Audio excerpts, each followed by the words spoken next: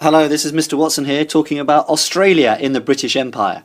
For thousands of years in Australia had been the Aborigines, and when Captain Cook arrived there were 750,000 Aborigines living in Australia. However, when British settlers arrived there were violent clashes between the Aborigines that wanted to keep their land and the British settlers that wanted to take over. However, one of the biggest problems was actually the diseases that came from Britain. The Aborigines living in Australia were not used to British diseases, and therefore what could be a common cold for people living in Britain actually killed many Aborigines. There was also violence between the British settlers and the Aborigines over farming techniques. The way of farming in Australia was very different to the way of farming in Britain, and the Australians did not like the new farming techniques that the British people forced upon them.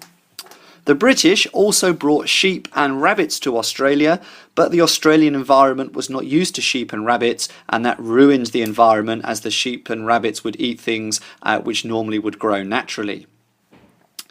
The situation changed again when Britain decided to send its convicts, its criminals, to Australia. Britain had nowhere to send its convicts. The prison system wasn't in a majority like it is now, and therefore the British turned to Australia and sent their criminals to live in Australia as their punishment.